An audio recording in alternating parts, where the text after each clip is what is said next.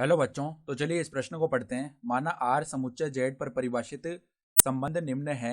Are बराबर ए coma B इस प्रकार है। ए और बी दोनों जेड में से हैं और ए माइनस बी एक पूर्णांक है। आर का प्रांत तथा परिसर है विकल्प ए जेड कोमा जेड, विकल्प B Z plus comma Z, विकल्प C Z comma Z minus और विकल्प डी इनमें से कोई नहीं।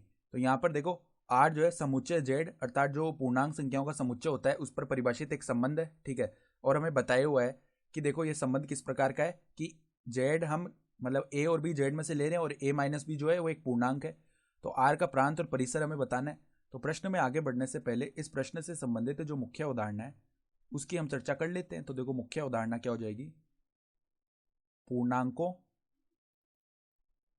पूर्णांकों को जोड़ने व घटाने पर पूर्णांक ही प्राप्त होते हैं, ठीक है। अर्थात दो पूर्णांकों को अगर हम जोड़ेंगे या घटाएंगे तो सदैव पूर्णांक संख्या ही प्राप्त होंगी। तो अब देखो वो क्या कह रहा है कि हमें प्रांत और परिसर बताना है आर का। तो संबंध क्या बताया हुआ है, देखो इस प्रकार का संबंध है कि ए कोमा बी हम इस प्रकार ले रहे हैं कि ए कोमा बी दोनों ही क्या हो, जेड में से हो, और संबंध है कि ए माइनस बी एक पूर्णांक हो, ठीक है। तो अगर देखो हम ए और बी एक पूर्णांक लेंगे ना, ठीक है। यहां पर देखो यदि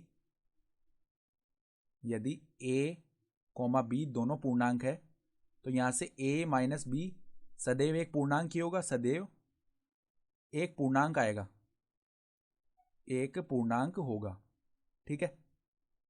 जैसे उदाहरण ले लो, जैसे देखो ए बराबर में मैंने एक ले लिया, बी बराबर में मैंने क्या ले लिया, 4 ले लिया। तो यहां से देखो 1 माइनस 4 बराबर में -3। तो ये भी तो पूर्णांक संख्याओं में से ही है, ठीक है। ये भी जेड में से आ रहा है। इसका मतलब क्या हो गया कि ये जो संबंध है इसमें प्रांत की बात करें ना अगर, तो देखो आर का प्रांत क्या हो जाएगा, प्रांत हो जाएगा हमारा जेड।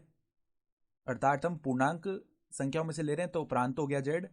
और आर का जो परिसर है ना वो भी क्या आ जाएगा, जेड ही आ जाएगा। अर्थात पूर्णांक की संख्या ही मिल रही है हमें, तो ये भी क्या आ गया हमारे पास में, जेड आ जाएगा।